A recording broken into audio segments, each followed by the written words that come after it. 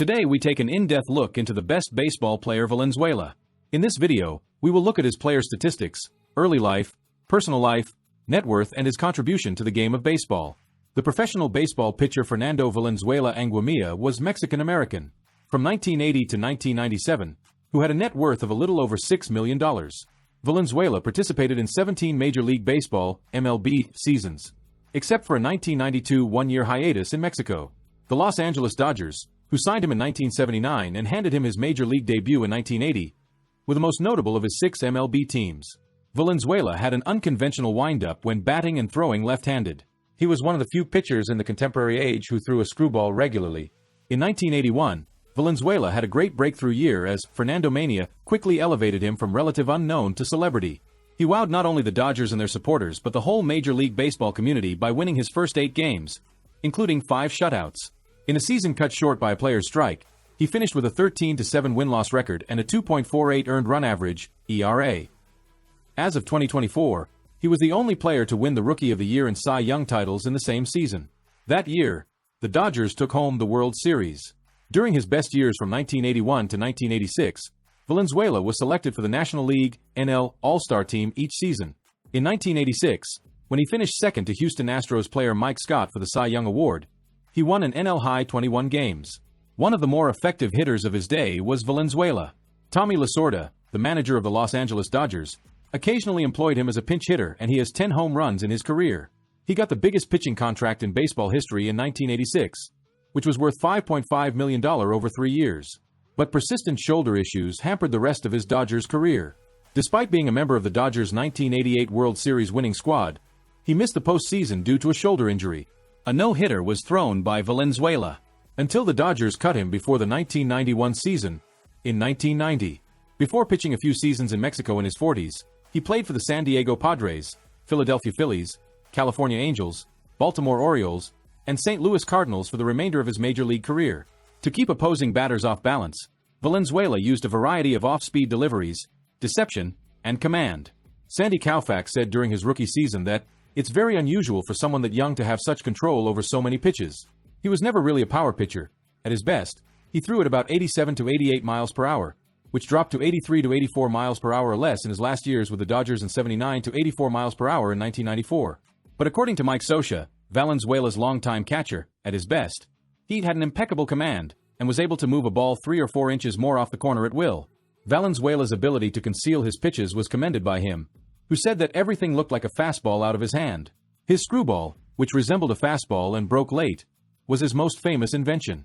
He can toss screwballs at different speeds and break them laterally or vertically. Valenzuela's screwball was so cunning, according to Rick Monday, that it could produce swinging strikes even if Valenzuela was having difficulties hitting it that day. But he was also known to throw a slider, sinker, and changeup, and he even threw a good curveball. To counteract his waning efficacy, he introduced a cutter in his later years. Despite high pitch counts, Valenzuela was a workhorse starter who managed to stay productive late in games. Scioscia attributed this to his sluggish heartbeat and capacity to slow the game down. When the Dodgers fell behind the New York Yankees 2-0 in Game 3 of the 1981 World Series, Valenzuela had to contend with several challenging situations. He was pitching on short rest, he was unable to find his trademark screwball, and he gave up 9 hits and 7 walks. Valenzuela subsequently remembered that Tommy Lasorda contemplated pulling him in the 3rd inning after he needed 72 pitches to complete the first 3 innings. He persuaded Lasorda to let him stay in the game, though. For the next 6 innings, he stopped the Yankees' offense, earning a full game. Fernando Valenzuela's real estate ventures. His investment portfolio included a variety of real estate properties, reflecting his strategic approach. While specific details about his personal assets are often kept confidential, public records and media reports suggest that Valenzuela likely owned multiple properties in Southern California, including primary residences, vacation homes, and investment properties. He may have also ventured into commercial real estate, investing in rental properties, retail spaces, and office buildings. Additionally, Valenzuela purchased undeveloped land as a long-term investment. His real estate choices are likely influenced by a combination of factors, such as his investment strategy, personal preferences, and professional advice. Early life, personal life, illness, and cause of death. Valenzuela married Linda Burgos, a Mexican teacher, in 1981. During the off-season in the early years of his career, Valenzuela and his family alternated between Mérida and Huaquila, Mexico. Ricardo, Linda, Maria Fernanda, and Fernando Jr. were the couple's 4 children. Before moving to Independent League Baseball and Mexican Minor League Baseball, Fernando Jr. was a first baseman for the San Diego Padres and Chicago White Sox organizations. At a ceremony held in downtown Los Angeles on July 22, 2015, Valenzuela was granted U.S. citizenship. He was named a Special Ambassador for Citizenship and Naturalization by President Obama after he became a citizen, with the objective of promoting the rights, responsibilities, and opportunities of citizenship among eligible lawful permanent residents.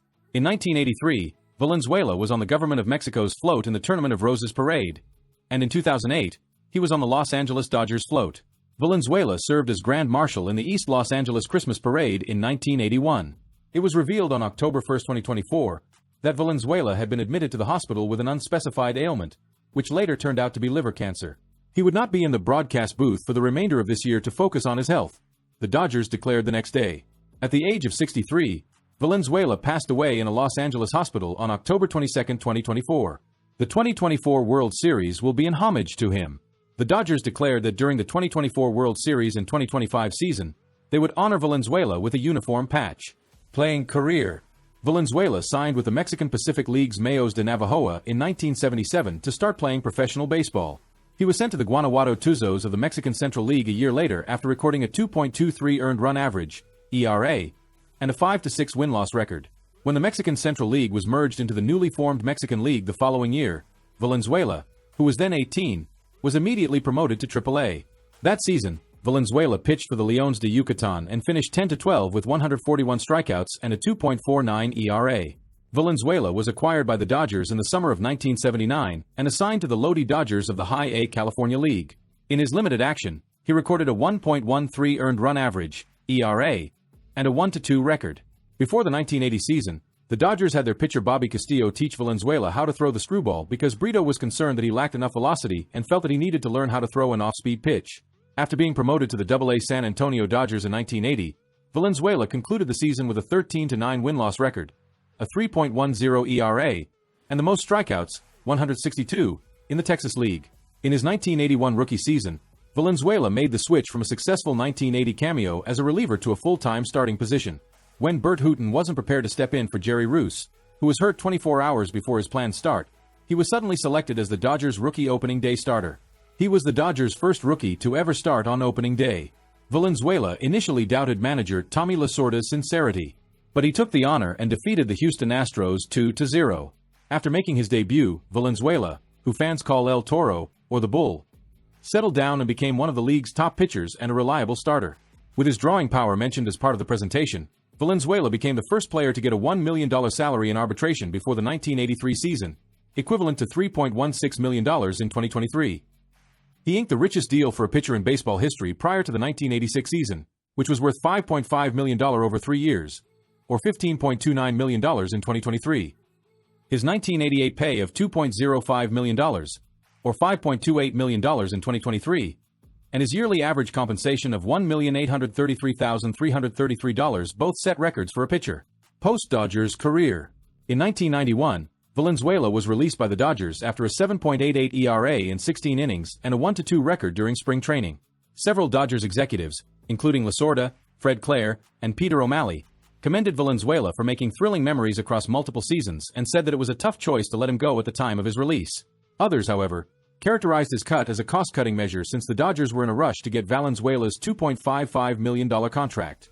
1991 and 1992 were practically Valenzuela's lost seasons in the major leagues. It was difficult for Valenzuela to find a new team that year because he was cut late in spring training in 1991 when most rosters were already set. Later that summer, he signed with the California Angels, although he only appeared in 2 games and recorded a 12.15 ERA. Due to a heart condition, he was placed on the disabled list for the majority of the season. He was completely out of the major leagues in 1992 and pitched for the Mexican League's Charros de Jalisco, going 10-9 with a 3.86 ERA overall, including a better 2.70 in the second half. He made 22 starts in 13 games. In 1993, Valenzuela made his major league comeback with the Baltimore Orioles. He made 31 starts and was comparatively healthy, but for the second time in his career, the other being during his injury-plagued 1988 season, he allowed more walks than strikeouts. His ERA of 4.94 was not impressive. He rejoined the Mexican League at the beginning of 1994, but the Philadelphia Phillies, who needed injury replacements for their starting rotation, gave him another chance in the major leagues. Before a player's strike ended the rest of the season, He threw well, starting 7 games and having a 3.00 ERA. The Dodgers sold about 20,000 tickets in less than a week after the Phillies revealed that Valenzuela would start the game on July 4, 1994, in Los Angeles and recorded a sellout. Valenzuela gave up 2 runs in 6 innings. Both runs were partially caused by a muffed fly ball that was charitably scored a double. The Dodgers won 3-1. Over more than 10 years, Valenzuela was upset with the Dodgers over his 1991 release. Despite living close to Dodger Stadium, he did not attend team events or games. Alongside Jamie Jaron and Pepe Iniguez in the Spanish-language booth, Valenzuela rejoined the Dodgers organization in 2003 as the Spanish-language radio color commentator for NL West games. He transitioned to television in 2015, joining Sportsnet LA, the Dodgers cable station, as the Spanish-language color commentator. In the final week of the 2024 regular season, he announced his resignation from broadcasting.